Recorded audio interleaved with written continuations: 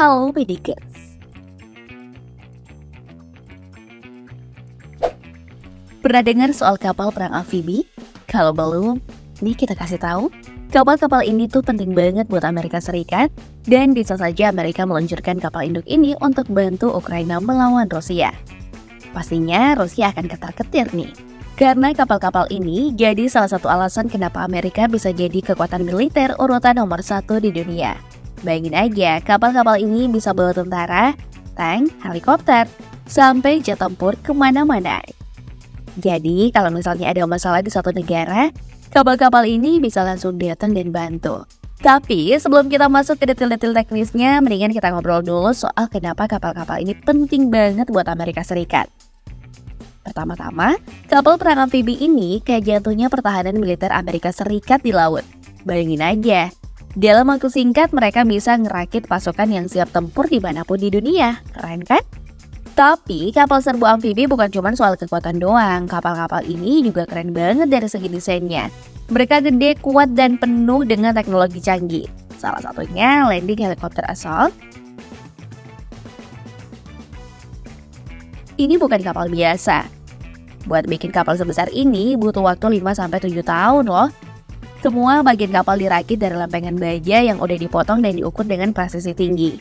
Nah, karena kapal ini gedenya kebangetan, Ingalls Shipbuilding yang bikin kapal ini harus pintar-pintar merakitnya. Mereka bagi kapal ini jadi 3 bagian besar, terus dirakit satu-satu. Setelah itu, kapal ini masuk tahap outfitting. Ini tahap di mana semua sistem dan peralatan yang belum dipasang akhirnya dipasang.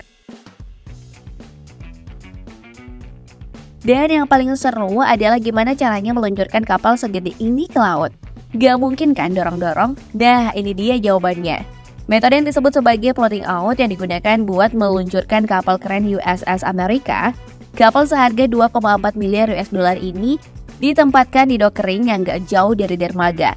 Kalau udah nemu posisi yang pas, landasan dok kering tadi bakal ditenggelamkan sampai kapal benar-benar mengapung. Dan setelah itu baru para takbut-takbut bertenaga super datang buat menghampiri kapal. Kemudian menariknya keluar. Simple tapi efektif ya. Nah, sebelum diluncurkan, di bulan November 2013 lalu kapal ini diajak jalan-jalan di Teluk Meksiko buat uji coba. 5 hari non-stop kapal ini diuji cobain macam-macam. Mulai dari uji coba sistem populasinya yang canggih banget, sampai gimana caranya nurunin jangkar. Mereka juga coba-coba operasi di dek penerbangan dan ngetes sistem pertempuran. Hasilnya oke alias all correct kata orang zaman dulu. Setelah resmi beroperasi di tahun 2014 ini di Mississippi, kapal ini kemudian dihuni oleh 1.204 orang perwira. Gila nggak tuh? 1.000 orang lebih, gimana nih rasanya hidup di kapal segede ini? Jawabannya mereka pasti sibuk banget. Tapi bagian paling ramai dan seru tuh di dek penerbangan. Di sini pesawat dan helikopter terus-menerus lepas landas dan mendarat. Suaranya nggak usah ditanya, kayak konser rock. Gak cuma berisik tapi juga berbahaya. Makanya kru yang kerja di sini harus ekstra hati-hati. Mereka cuma boleh komunikasi pakai isyarat tangan dan biar gampang bedain penugasan masing-masing, mereka pakai seragam warna-warni. Setiap warna punya tugas sendiri-sendiri. Keren kan?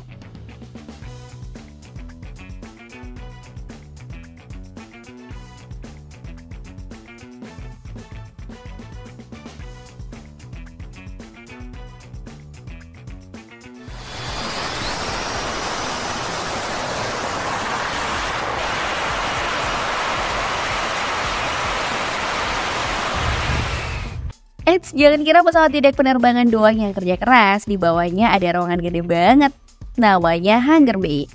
Di sini puluhan pesawat lagi istirahat sambil nunggu giliran terbang. Lokasinya 2 lantai di bawah dek penerbangan. Tapi gampang kok buat pesawat naik ke atas, ada 4 elevator yang siap bantuin. Selain tempat istirahat pesawat, hangar bay juga jadi gudang buat mesin jet cadangan dan peralatan berat lainnya.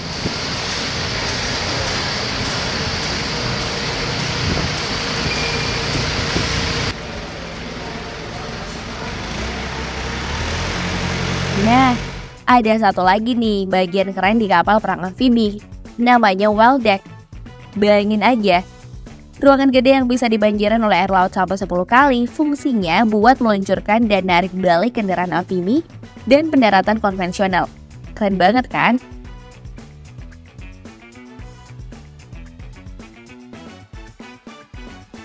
Tapi tunggu dulu, kapal ini juga punya kendaraan amfibi canggih lainnya. Salah satunya namanya Landing Craft Air Cushion. Kendaraan ini kayak kapal hovercraft yang dilengkapi dengan 4 mesin turbin buat populasi utama dan angkat. Hasilnya LCAC bisa ngebut sampai lebih dari 40 knot. Di tahun 2017, LCAC ini ikut latihan keren namanya Talisman Saber 2017. Sebelum latihan dimulai, pasukan udah siap-siap dulu nih. Mereka pakai pakaian kamuflase yang keren-keren. Bahkan cat wajah mereka pun disesuaikan dengan seragamnya mereka. Jadi, mereka benar-benar gak bisa kelihatan sama musuh. TS-17 ini gak main-main loh. Latihannya berlangsung selama 10 hari non-stop. Bayangin aja, ada lebih dari 33.000 tentara, pelaut, penerbang, dan marinir dari 5 negara yang ikutan. Gak cuman itu, ada 36 kapal perang dan lebih dari 200 pesawat militer yang terlibat. Seru banget kan?